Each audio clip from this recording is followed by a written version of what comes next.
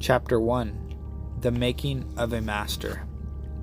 At the peak of her journey, a Toltec warrior clears her mind of beliefs, domestications, and attachments, marking the end of a war within herself for personal freedom. Surrounding her is an infinite number of possibilities. Each one is a choice that leads to a unique direction in life. When she makes a choice through her actions, she knows that the path she follows is ultimately no different than the other paths, as they all lead to the same place. She has no demand for any outcome, and she realizes that there is nowhere she needs to go and nothing she needs to do in order to find herself. Her actions are a result of pure joy, of realizing that she is alive at this moment to choose one of many possibilities. This living with a quiet mind creates a state of pure bliss that comes from being entirely in the moment. Truly nothing matters because the present. Truly nothing matters but the present, because it is the only place where life can express itself. This is a state that many of you have experienced at some point of your life, when you are completely engaged in the now. Some people experience it while they're exercising, consciously creating, being in nature, making love, or, of course, meditating or praying. It is the moment when the mind and the body are in complete awareness of the experience of life. And it could also be said that it is during these moments that we often reach a pure state of unconditional love for everything and everyone, including ourselves. While living full-time is in a state of bliss is a goal for many, most will agree it is easier said than done, especially if we don't live isolated, away from the world. Surrounded by other people, we choose who we will interact and engage with, and it is often in these interactions that the trouble begins. In the Toltec tradition, the main function of the mind is to dream, or to perceive and to project information. The personal dream is a unique reality created by each individual. It is their perspective, a manifestation of the relationship between mind and body, and intent is the energy that animates both. As our shared knowledge and experience mingle together, we co-create the dream of the planet, which is the combination of every single personal dream.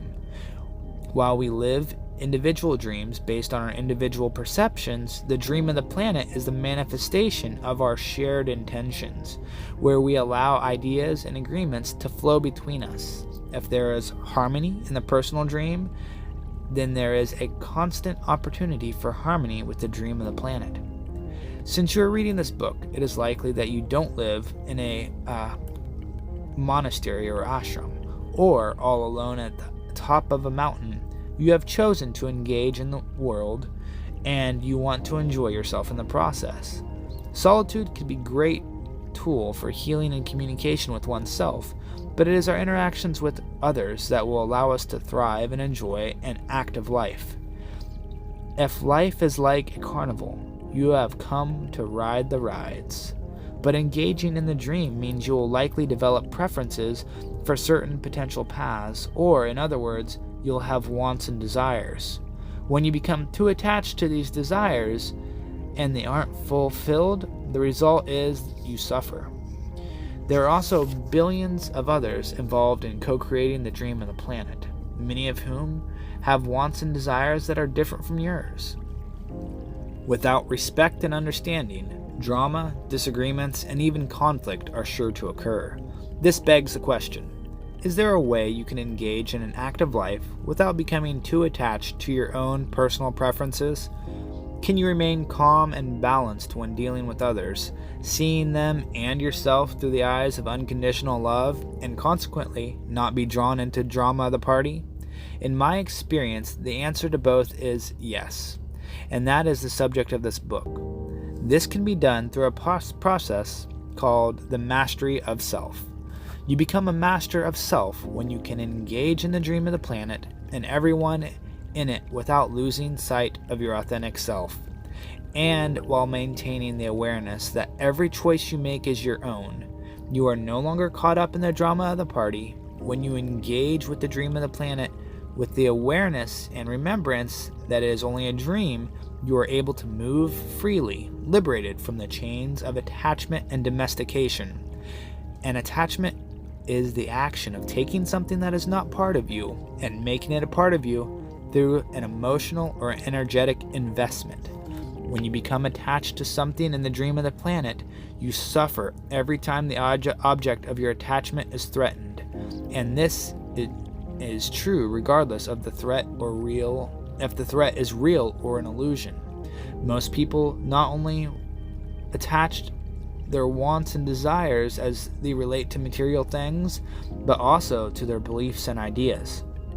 Although an attachment is something that can occur naturally in this moment, it becomes unhealthy when you lose the ability to detach from it when the moment ends or when the belief no longer reflects the truth. In many ways, attachments to beliefs are far more destructive than attachments to external items, because beliefs and ideas are much harder to spot and much harder to let go of.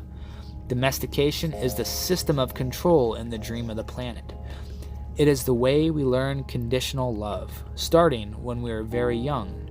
We are presented with either a reward or a punishment for adopting a belief and behaviors of others in the dream. The system of reward and punishment, or domestication, is used to control our behavior.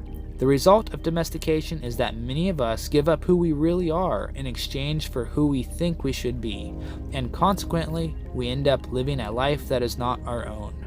Learning how to spot and release our domestication and reclaiming who we really are in the process is a hallmark of a master of self. When you become so domesticated by or attached to a belief or an idea, you can't let it go. Your choices narrow, and any notion of choice is really an illusion. Your belief has now defined you. They now dictate your choice, and you are no longer the master of your own self, as your domestication and attachments are controlling you. As a result, you will engage with others and yourself in a way that does not serve your highest good. You have joined into the drama of the party, and it now shapes your personal dream. The dream of the planet is full of traps to lure you back to the drama of the party, and falling into one of them can happen in the blink of an eye. If you choose to engage with the world, avoiding all traps is virtually impossible. However, when you become aware that you are falling into a trap, the simple act of noticing it allows you to begin to regain control. As you get better at spotting the trap and understanding your own underlying emotions and beliefs that make them traps for you in the first place, you are far less likely to take the bait.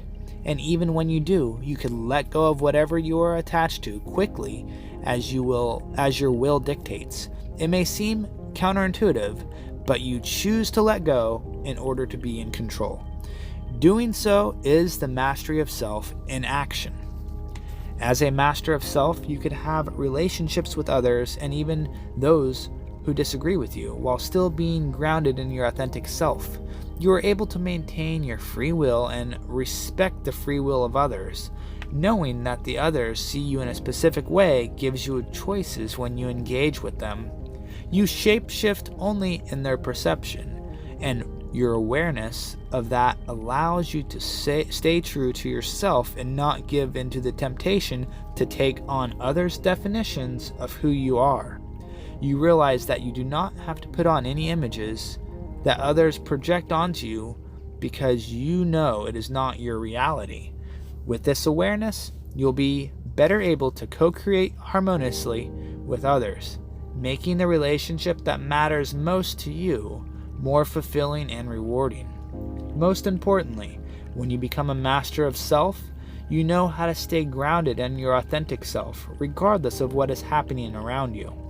You also have the awareness to realize quickly when you're acting in a way that isn't helpful to yourself or to others, and can spot those situations when you're feeding your ego or a false sense of self instead of living in peace. In this way, you free yourself from the drama of the self-inflicted suffering created by so many people. Without awareness of how to engage in the dream of the planet and the beings who create it, It is too easy to internalize what is happening around you, or to forget that it is all a dream. As a result, your attachments grow until you're consumed with the drama of the party. Becoming a master of self is about maintaining awareness of your center while you're interacting with the dream of the planet.